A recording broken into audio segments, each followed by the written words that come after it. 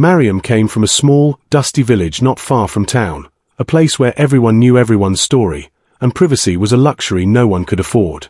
The sun always seemed hotter in the village, and dreams were often lost in the scorching heat. Mariam had grown up with those dreams, big ones. She wanted to go to university, to become a doctor, or maybe a writer.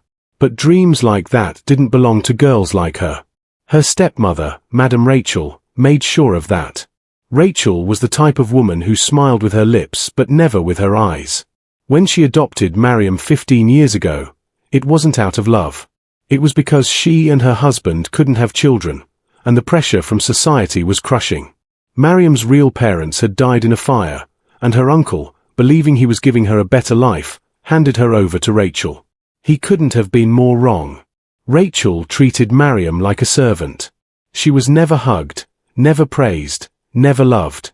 And when Rachel finally gave birth to her own child, a daughter named Sandra, things only got worse. Sandra had new shoes, nice dresses, and toys. Mariam had hand-me-downs, cold food, and chores. Her days were spent cooking, cleaning, and staying invisible. Mariam worked hard, even getting a job at a nearby shop to earn a little money for herself. She used it to buy pads, soap, and sometimes bread. Her salary was tiny, but it was the only thing that belonged to her. Then one evening, Rachel returned home from work with an unusual excitement in her voice. Her perfume filled the room like a warning. "Mariam," she called, tossing her bag onto the couch. "I have good news for you." Mariam looked up from where she was scrubbing the floor. "Yes, Ma." "You're getting married," Rachel said, smiling wide. The brush slipped from Mariam's hand. "What?" "You heard me. You're getting married," Rachel repeated. Mariam's heart thudded in confusion. Who are they?" "My boss told me about it," Rachel said, sitting down and crossing her legs. "There's a man in the hospital. He's in a coma. His family is tired of caring for him. They want someone to marry him and look after him. Since they offered to pay well, I thought of you." "In a coma?" Mariam's voice shook. "You want me to marry someone I don't know, who isn't even awake?" "Don't be dramatic," Rachel snapped. "You're 25. Do you think princes are lining up for you? This is a blessing." "But I don't love him. I don't even know him," Mariam whispered. "You don't need to love him. Just take care of him, and they'll pay monthly. You'll move to the city, live in a small apartment with him. They want to pay well, and I need this money to get things for Sandra. I won't miss this opportunity. Besides, I am tired of you." Mariam turned to her stepfather, silently begging for help. But, as always, he looked away. He never stood up to Rachel. On the stairs, Sandra sat eating plantain chips. She laughed and said, "Married to a dead man. Perfect for someone like you." That night, Mariam cried into her pillow, her tears soaking the fabric. She didn't want to go, but she had no power to stop it. By the end of the week, a family came to take her. She was packed into a car and driven to the city. The house was a small apartment. A nurse led her into a room where a man lay still in a hospital bed. For 10 long years, Andrew Adeyemi, the only son of late billionaires Mr. and Mrs. Adeyemi, had been in a coma. At the age of 20, he'd lost his parents in a tragic car accident that also left him unconscious, tethered to life by machines, drips, and silent prayers. In the beginning, his wealthy uncles and cousins rallied around, but as the years dragged on and Andrew remained motionless, their sympathy wore off. Handling the estate on Andrew's behalf, they used his wealth for their comfort, investing and living large while secretly praying he'd never wake up. The only person who truly cared for Andrew was Mr. Nwafer, his father's best friend. He paid the medical bills and made sure Andrew had round-the-clock care. But fate struck again. Mr. Nwafer died of a heart attack. And with him, any remaining hope of true guardianship vanished. Andrew's relatives saw an opportunity. Rather than continue paying for his hospital bills from Andrew's fortune, which they were managing, they devised a plan, one that would free them from any obligation while appearing humane. They would move him from the hospital into a house with a private nurse, or better yet, a wife. Yes, a wife. Someone who would cook, clean, bathe, and monitor him, saving them money and responsibility. And this is where Mariam came in. Mariam looked at Andrew, who was young, and 30 years of age. His face was handsome, though pale.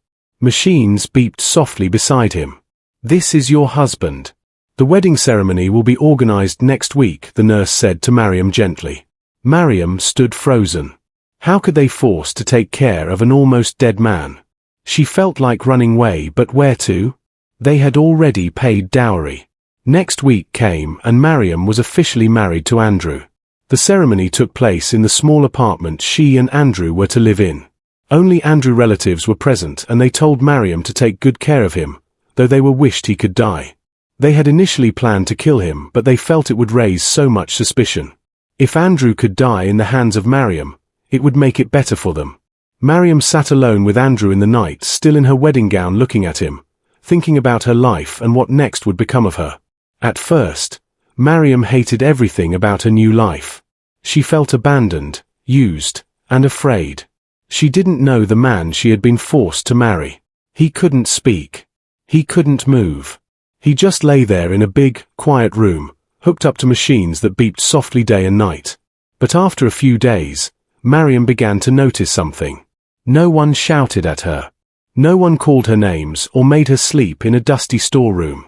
For the first time in her life, she had peace. She could sit on a soft couch and read a book without being told to scrub the floor. She could eat real meals, not leftovers. She could even watch TV shows with happy families and pretend, just for a little while, that she was one of them. She could take slow walks in the garden and feel the sun without being called lazy. It was quiet, and it was safe. Still, life wasn't easy. No one came to visit. The relatives would send could barely cover food and bills. When she asked for more, she was insulted. "You want to kill him with luxury," they would say. "Use what we sent you." Eventually Mariam knew she couldn't depend on it. So she found a job at a small shop down the road. Every morning, she worked for 7 hours, cleaning shelves, sorting goods, and helping customers. Then she would rush back home to care for the man in the bed, her husband, Andrew. She wiped his face with warm water, brushed his hair, changed his clothes, and made sure his blanket stayed smooth. She fed him through a tube the nurse had taught her to manage. "I don't know if you can hear me," she whispered one day while gently cleaning his hands, "but you have really nice skin." She laughed a little after saying that. The silence had started to feel heavy, like a thick fog around her. So she started pretending he replied. Sometimes she imagined him saying, "Thank you," or "Tell me about your day." It made things easier. As the days turned into weeks, and the weeks into months, something strange began to happen. Mariam started to feel close to Andrew. She didn't know why. Maybe it was because he never hurt her. Maybe it was because he looked peaceful. Or maybe it was just because, in some small way, he felt like hers. So she stayed. And every day, she talked to him a little more. 8 months had passed since Mariam had moved into the small, quiet house. Every day had been the same. She went to work at the small shop, then came home and took care of Andrew. She talked to him, cleaned him, told him stories, and sometimes sang softly while wiping his face. She had gotten used to the silence, the stillness. But deep inside, she still hoped he might wake up. One morning, while she was cleaning his hand with a warm cloth, something strange happened. She felt his finger move. Just a tiny twitch. Her breath caught in her throat. "Andrew," she whispered, staring at his hand. But he didn't move again. She waited for hours, barely blinking, watching that same finger. Nothing happened. Maybe she had imagined it. Maybe she was just tired. Days passed. Then, one quiet evening, she leaned in close and gently kissed his cheek before turning off the lights. He twitched. She gasped and jumped back, her heart pounding in her chest. "What was that?" she said aloud, staring at his face. "Did you feel that? Was that you?" Her hands shook. She didn't know what to do. Should she call the doctor? Was it real? Or was her mind playing tricks? She decided to wait. From that moment on, she watched him even more closely. Every blink, every breath, every tiny sound. She listened and looked for anything different. She began talking to him more, hoping he could hear her. "Andrew," she whispered one night, holding his hand, "if you can hear me, just come back. Please." And though the room was still and quiet, something felt different. Hope had returned. Then it happened. One evening, she came into the room, and his eyes were open. "Andrew," she whispered. He blinked. She moved her hand in front of his face. His eyes followed. "Oh my God." She ran for the phone, called the doctor. When he came, he ran several tests and was shocked. "This is remarkable," the doctor said. "He's showing rapid neurological response. This is the first time in years." Mariam was overjoyed. She then begged the doctor not to tell his family. Since they abandoned them, she doubted they would want to hear this good news. The small money she was managing from them, they stopped sending her, and she had to bear the cost herself. Thank God she had saved some money from what they were giving her, that she was able to now open a shop after she first worked in a shop before. That night, as she sat beside him talking, she saw something that made her heart warm. Andrew smiled. In the months that followed, Andrew got better little by little. At first, he could only move his fingers. Then he started moving his hands. A few weeks later, with Mariam's help, he sat up in bed, for the first time in 10 years. Mariam's eyes filled with tears, and she clapped her hands with joy. "You're doing so well," she said, laughing and crying at the same time. "I'm so proud of you." Andrew looked at her with tired eyes. He opened his mouth, trying to speak. His voice was rough and dry, like he hadn't used it in forever. But he managed to say 2 small words. "Thank you." Mariam held his hand tightly and smiled. "I'm your wife, Andrew. I'll be here. I'm not going anywhere." As the days went by, Andrew grew stronger. He spoke more and more, though slowly.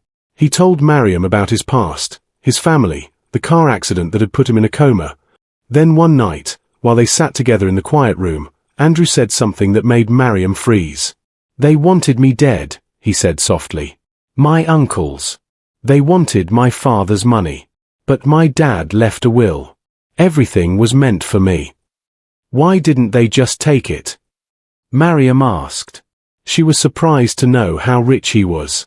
So, that was why they wanted her to take care of him. "They couldn't, not legally," Andrew explained. "Not unless I died." Mariam's heart sank. They almost succeeded. Andrew looked at her, his eyes clearer than ever. A new strength burned behind them.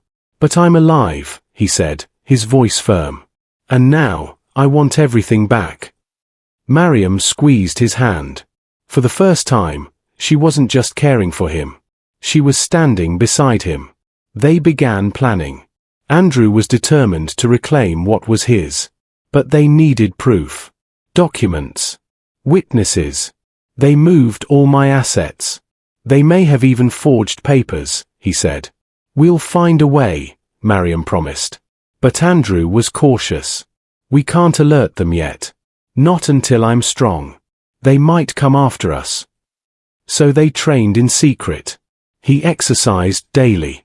She helped him walk again. They made lists, drew up names of those who might have helped his family betray him. And through it all, their bond deepened. One night, Andrew held her hand. "You've given me back my life, Mariam. I don't even know how to thank you." She smiled. "Just get your life back. That's thanks enough." And in the shadows of that quiet house, a fire was rising. They were ready to fight back. Will Mariam and Andrew stay one step ahead? Or will the people who tried to silence him once try again? Don't miss part 2. The real battle is just beginning. Please like, subscribe and comment so you don't miss the next part. Thank you for watching.